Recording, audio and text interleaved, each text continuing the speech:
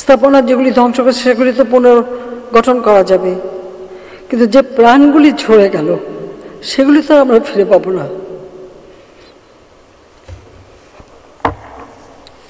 সবচেয়ে কষ্টের বিষয় হলো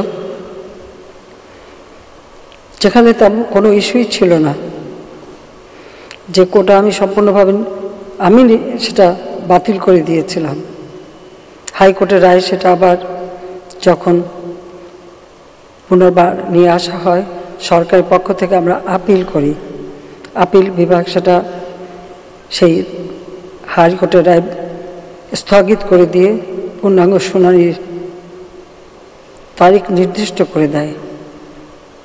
কাজে আবার সেই কোটা ফিরে আসে, যে কোটা আর থাকবে না, আমার জারিকৃত প্রজ্ঞাপনটাই আবার কার্যকর হয়।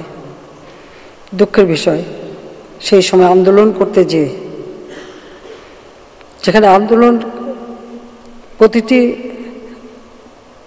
দাবি কিন্তু মেনে নেওয়া হয়েছিল, মূল দাবি কোটা সংস্কার, আবার উচ্চ আদালত অ্যাপিলেট ডিভিশন থেকে সেটা রায়ও দিয়ে দেওয়া হয়, কিন্তু তারপরেও এই আন্দোলনের নামে যে সমস্ত ঘটনা ঘটেছে, ধ্বংসাত্মক কাজ করেছে, তারপরে অনেকগুলি প্রাণ ঝরে গেছে।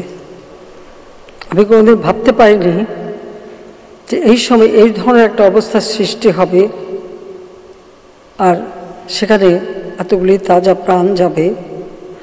কারণ স্বজন হারা বেদনা নিয়ে আমি বেঁচে আছি, আমি জানি একজন আপনজন হারালে কি কষ্ট হয়, মানুষ একটা শোক সইতে পারে না। আর আমি তো গোটা পরিবার, আমি আর আমার রেহানা এবং আমরা যারা 15 আগস্ট আপনজন হারিয়েছি, আমরা তো সবাইকে হারিয়ে আছি।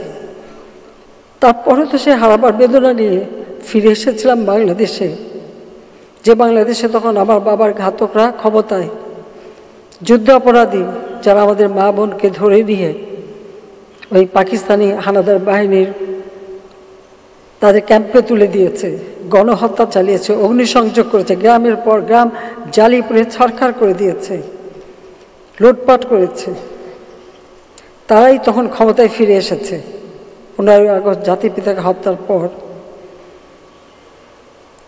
6 বছর দেশে আসতে পারিনি, বিদেশে রিফিউজি হিসেবেই আমাদের থাকতে হয়েছে। আমার ছোট বোনের পাসপোর্টটাও যারা ক্ষমতায় এসেছিল দেয়নি, রিনিউ করতে দেয়নি। 6 বছর পর বাংলাদেশ আওয়ামী লীগ আমাকে যখন সবার প্রতি নির্বাচিত করে ফিরে আসি,